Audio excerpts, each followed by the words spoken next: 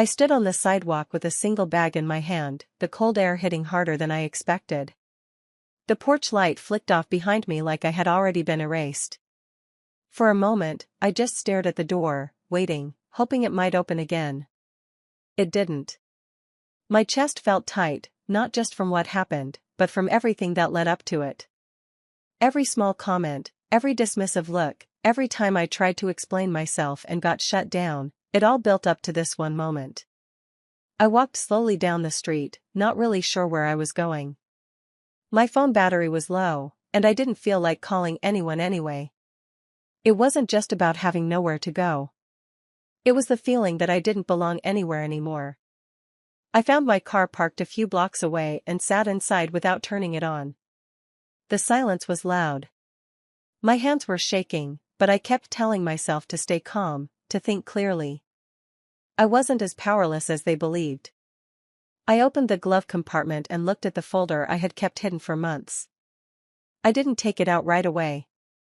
Instead, I leaned back and closed my eyes, replaying everything in my head. The words they said. The way they looked at me. Something inside me shifted then. The sadness didn't disappear, but it made room for something stronger. I wasn't going to run or beg to be let back in. I had already done more than they ever knew. I took a deep breath, gripped the steering wheel, and made a quiet promise to myself. This wasn't the end of my story. It didn't happen all at once. Things changed slowly, almost so quietly that I kept telling myself I was imagining it. At first, it was small, being ignored at dinner, getting blamed for things I didn't do, hearing my name said with irritation instead of care. Over time, it got harder to brush off. My words stopped mattering. If I spoke, I was interrupted or dismissed. If I stayed quiet, I was accused of having an attitude. There was no way to win. Darren started treating every little thing like a mistake I made on purpose.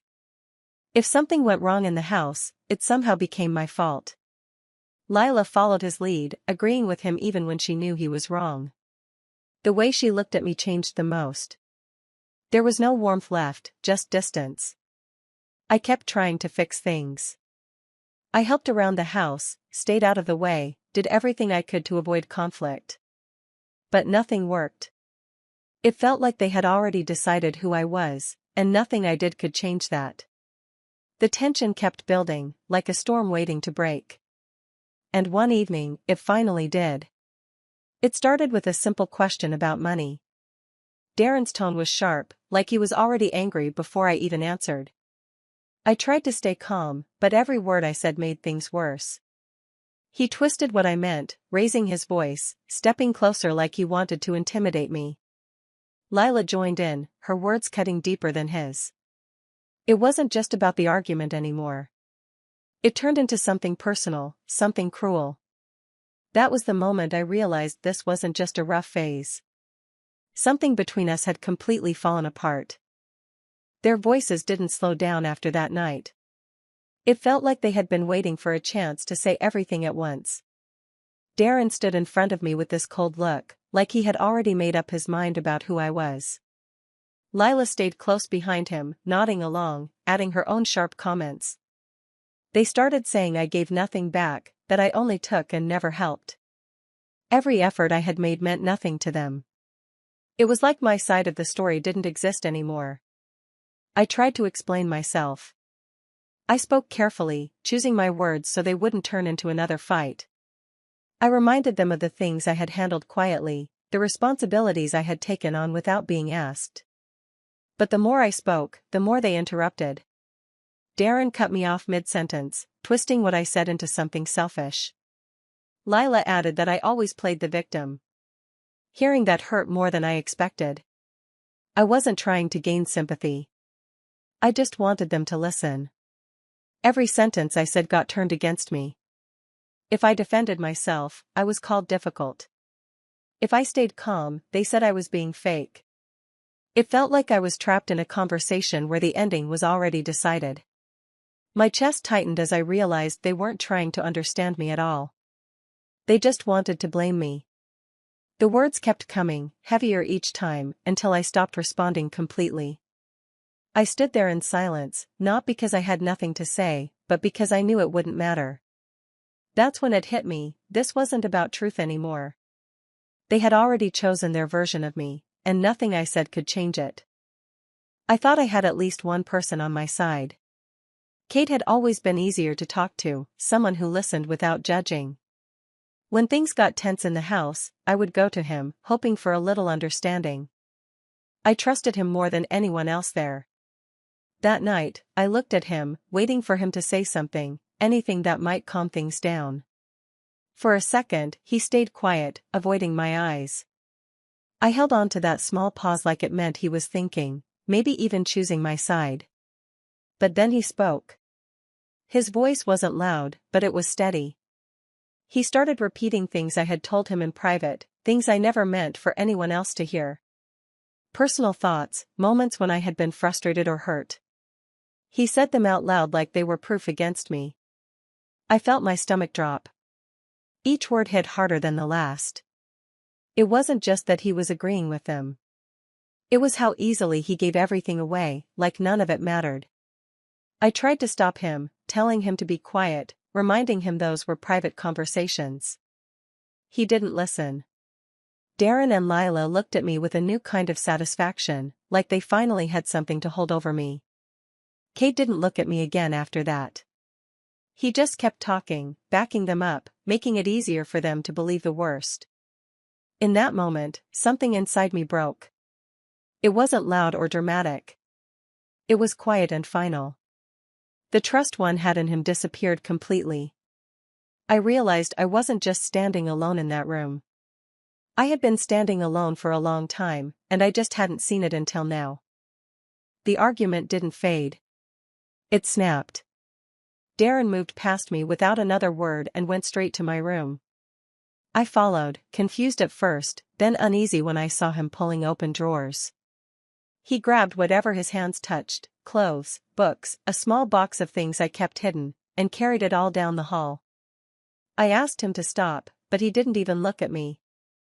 The front door swung open, and he started tossing my things outside like they meant nothing.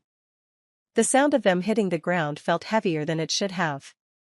I tried to gather a few items, holding them close, but he came back for more. It wasn't rushed or chaotic. It was steady, like he had already decided this was how it would end. Lila stood near the doorway, arms crossed, watching everything without stepping in. Her face showed no hesitation, no doubt. When I looked at her, hoping for some sign of softness, I found none. I told them we could talk, that we didn't have to do this like this. My voice shook, but I kept trying. Darren cut me off with a sharp gesture, making it clear he was done listening. Then Lila spoke, her tone flat and final. She used that word again, the one that had been echoing all night. Hearing it now, in that moment, felt different. It wasn't part of an argument anymore. It was a decision. I stood there, holding what I could carry, as Darren stepped back inside. The door closed slowly, then locked. The silence outside felt unreal. I looked down at the scattered pieces of my life on the ground and understood something clearly. They hadn't just pushed me out in anger. They had chosen to let me go. There was something they never cared to ask about, how things in that house kept running without any problems. Bills were always handled on time, and no one ever questioned it. They just assumed it was taken care of. A year ago, everything had quietly shifted after my grandmother passed away. She and I were close in a way the rest of the family never understood.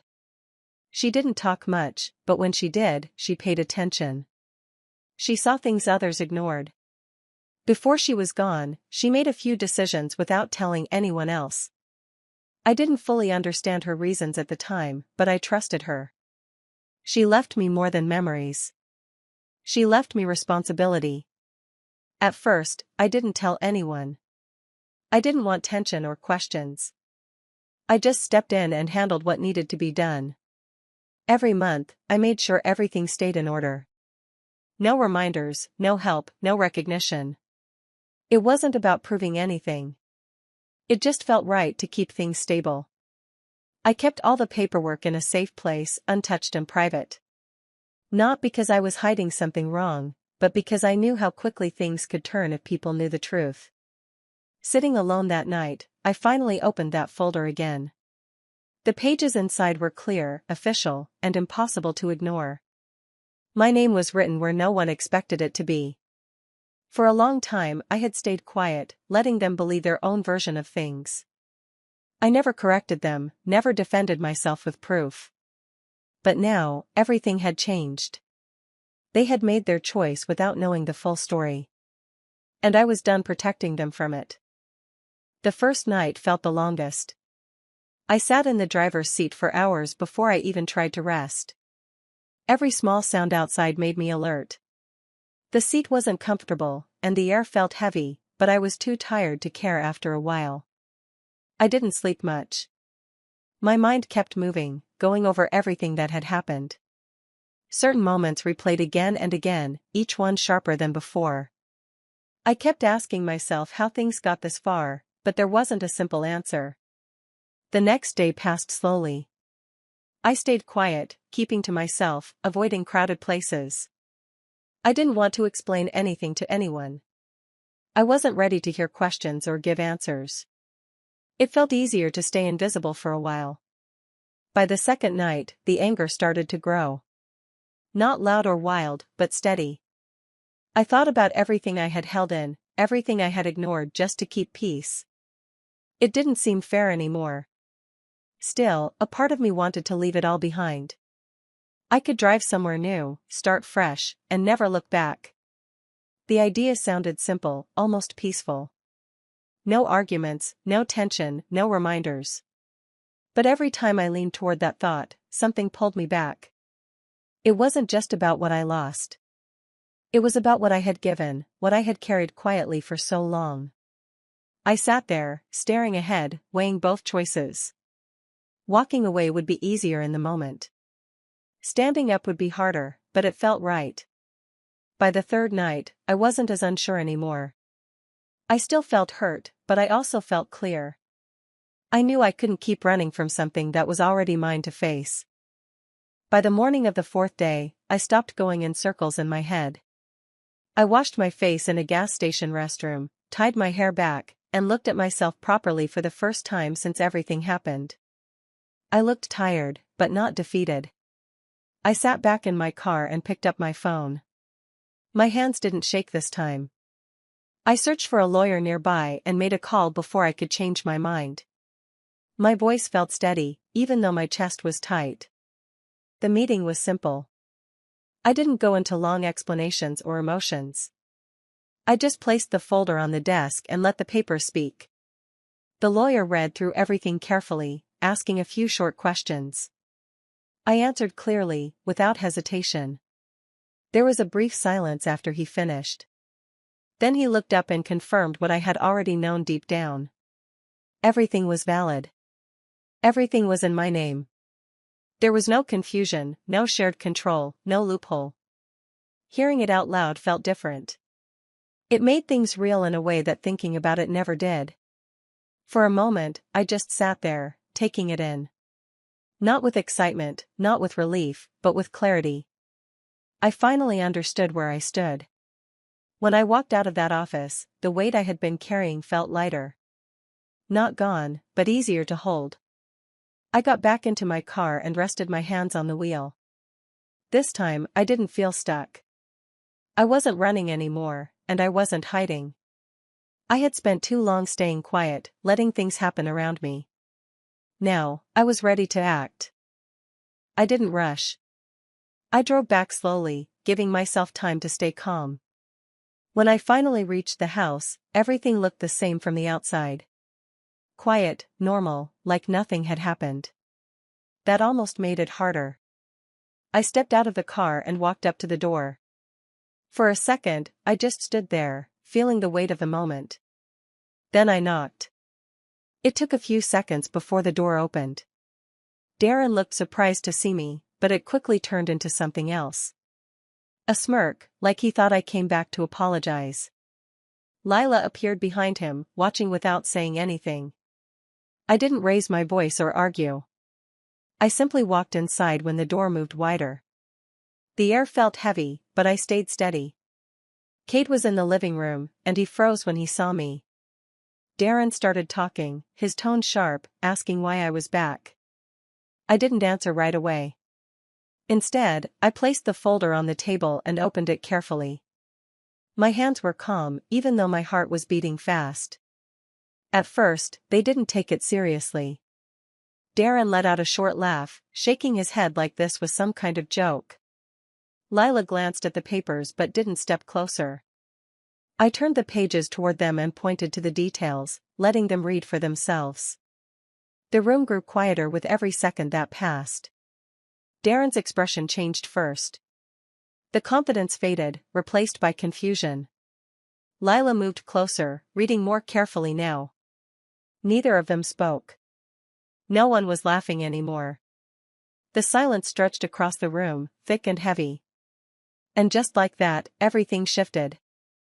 The change in the room was instant. Darren's tone softened in a way I had never heard before. He tried to act like nothing had happened, like we could just reset everything with a few calm words. Lila followed quickly, her voice turning gentle, almost careful, as if the past hour didn't exist. They started calling me daughter again, like the word could erase what they had done. Darren even tried to laugh it off, saying there must have been some misunderstanding. His eyes kept flicking between me and the papers on the table, searching for a way out of the situation.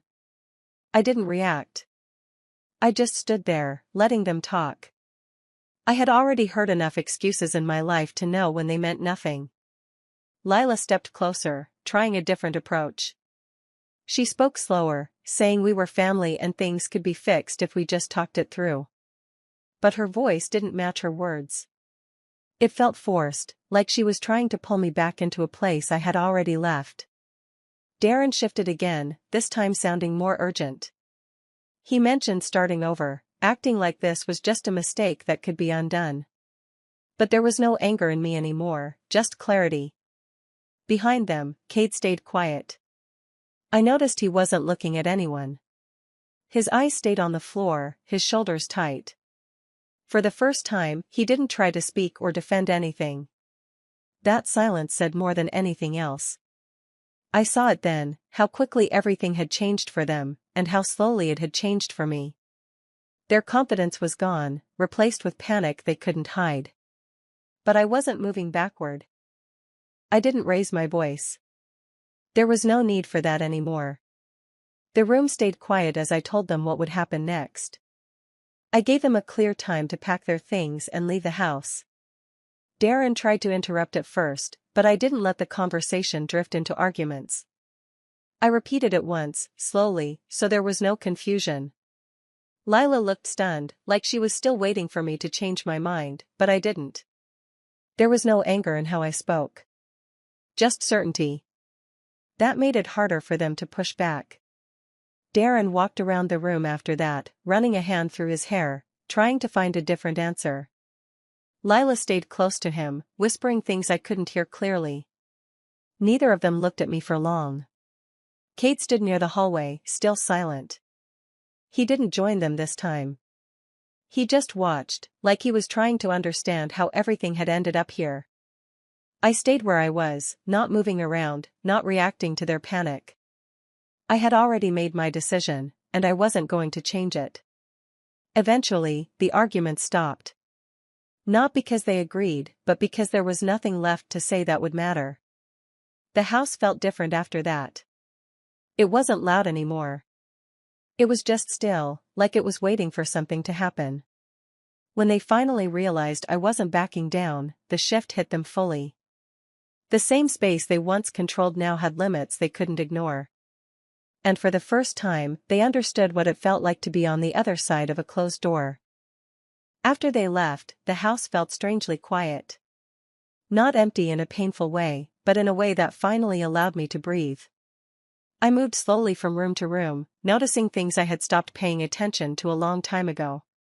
There were no raised voices, no tension in the air, no need to stay alert. I sat down for a moment on the edge of the sofa, just letting the silence settle. It didn't feel heavy anymore. I thought about everything that led here, not with anger, but with understanding. I had spent so much time trying to be accepted in a place that never really saw me clearly. I kept giving, hoping things would change on their own. But they never did. Now, standing here alone, I realized something simple. I wasn't fighting for attention or approval anymore. I was just here, in a space that belonged to me, finally without doubt hanging over it. I walked to the window and looked outside. The world didn't feel different, but I did.